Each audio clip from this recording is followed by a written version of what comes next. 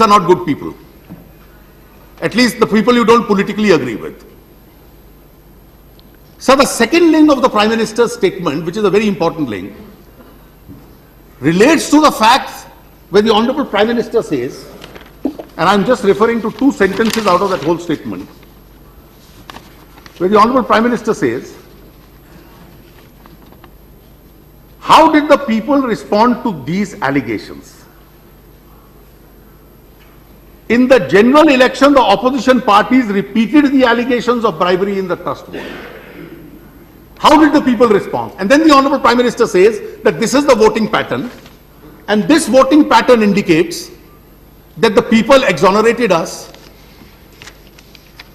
Sir, it's a very serious question of public morality, or a question adverse to public morality, which the Honorable Prime Minister has raised.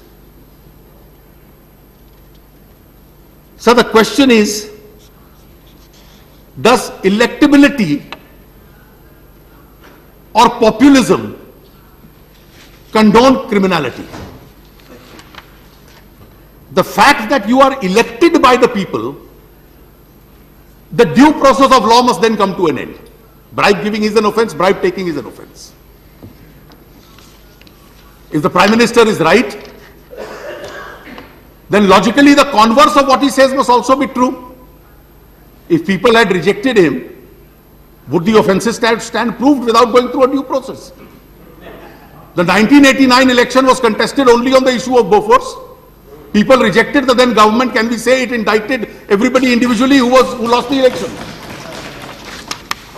Obviously, these operate in different spheres. Electability and criminality operate in different spheres. If we start rationalizing this argument, every mafia or criminal who gets elected will say, I have been supported by and exonerated by the court of the people, and therefore the case against me should now logically disappear. This is an argument which we have been concerned, and I take this opportunity to raise a larger issue. We have been concerned, and the country expects us. Why do people with dubious records enter legislative bodies? Why don't you bring legislative and constitutional changes in this regard? And we've been debating this. We have still been unable to provide a legal mechanism by which we can ensure this. All the best we say is the parties will try not to put up such candidates. We have not worked it out as to how this can be done. Sir, if this argument is taken to its logical conclusion, it will provide rationality to something which is improper and immoral. Sir, I only hope when the Honorable Prime Minister today addresses us, he retracts from the position as it appeared from his original statement. Sir, finally, all I can say, sir, is that we went through a process where a majority was procured in this manner. Today we are at a situation where at least one thing we have to confess, that there is a strange and an unparalleled power that truth has. Truth not only has a power, it also has a tenacity that it keeps knocking till such time that it vindicates itself. What happened in 2008 was a fraud on India's democracy. The manner in which the vote of confidence was procured through crossover of MPs who were induced by this pattern.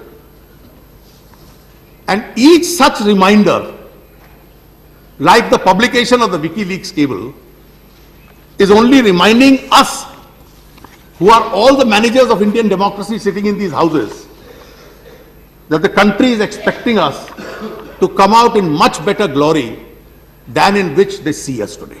Thank you. I hope, sir, we take this opportunity and respond accordingly. Thank you. Thank you. Shri Chidambaram.